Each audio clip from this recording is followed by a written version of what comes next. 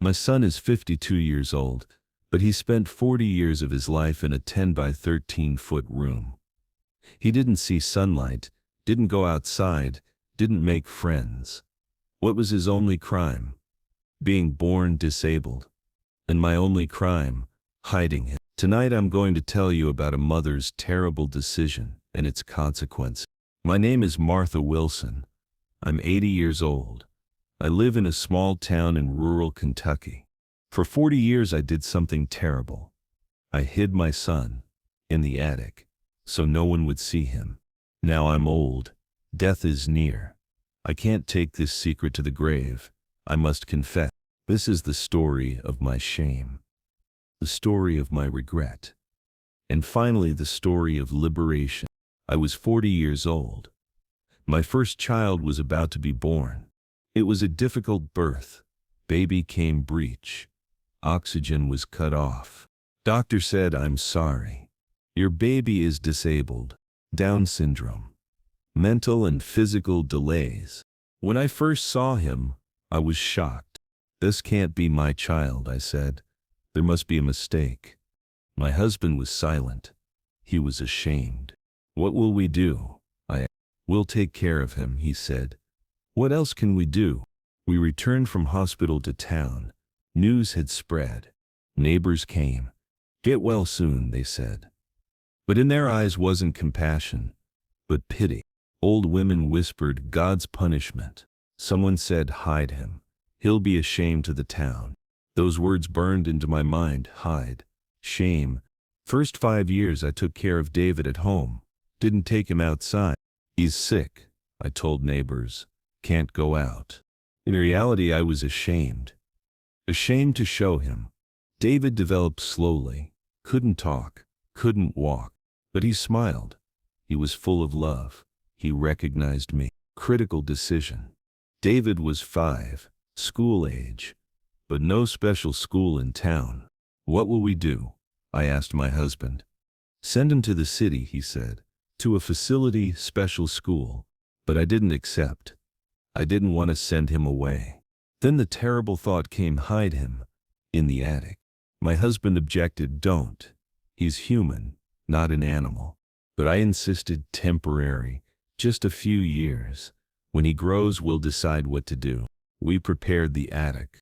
10 x 13-foot space. Small bed. Bucket toilet. No window. Not a prison, I told myself. Protection. When I first took David upstairs, he was scared. He cried. "Mama, Mama," he screamed. He couldn't speak but made sounds. My heart broke. But I continued. "Temporary," I said. "Just a few days." Those few days became 40. In early years, routine was like this. Morning 6:00 a.m. I go up, bring food. Noon 12:00 p.m. Lunch. Evening 6:00 p.m. Dinner. Night 10:00 p.m. Final check. Total maybe 2 hours a day.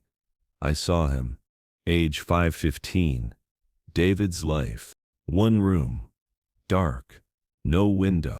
No toys. No books. No TV. Only me. A few hours a day. Couldn't learn to speak. Because no one spoke to him.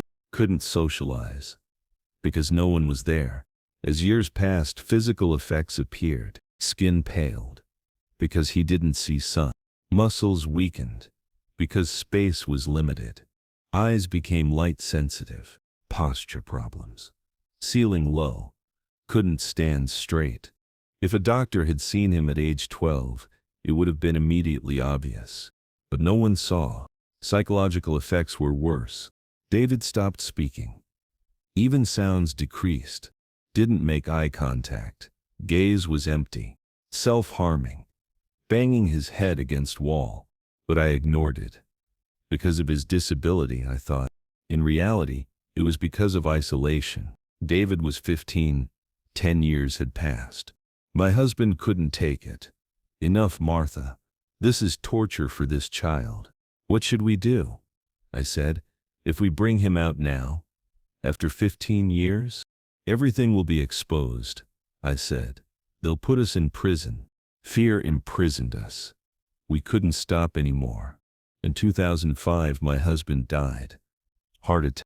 His last words, "Forgive David, may he forgive you." At the funeral, everyone came. I accepted condolences. Upstairs, David didn't even know his father died. 2005, 2020 were the hardest years. I was alone. Only David existed. But he was a prisoner.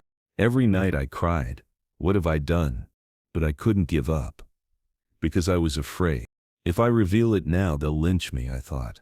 Age 30-40, David completely changed. Speaking ability completely lost. Walking became difficult. Muscles had atrophied, teeth fell out, no hygiene. Skin was dry, pale, didn't look like a 52-year-old man, looked like an 80-year-old. 2020 pandemic. Everyone was home. Neighbors started hearing sounds. From upstairs. "Martha, is there someone upstairs?" they asked. No. Rats, I said. But their suspicions increased. March 2023. Critical moment. Neighbor Sarah swore she heard human voice from attic. Called social services. "Someone is hidden in Martha's house." Police came. Knocked on door. "Mrs. Wilson, is there anyone else in the house?" Police asked. "No," I said, but my voice was trembling. "We have a search warrant," they said. They searched every room. Then they saw the attic.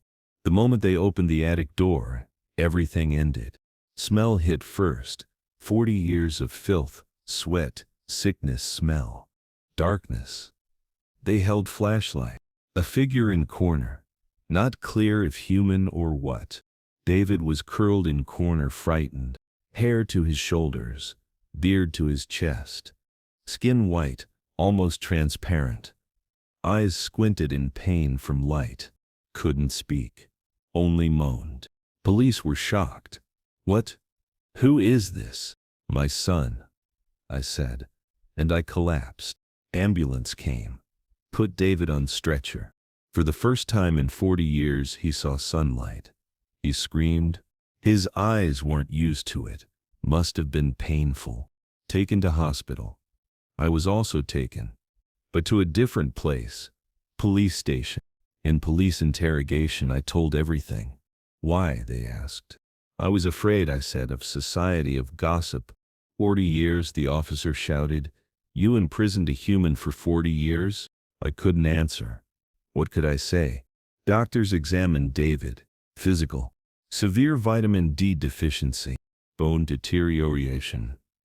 Osteoporosis. Muscle atrophy. Dental and gum disease. Vision problems, not adapted to light. Psychological. Severe social isolation trauma. Communication ability loss. Self-harm behavior. Post-traumatic stress disorder. 40 years of damage, doctor said, may never fully recover. News leaked to media. Big scandal. 80-year-old woman hid disabled son for 40 years. I was lynched on social media. Monster, they said. They were right. Town rejected me. Shame, they said. Ironic. I went to court.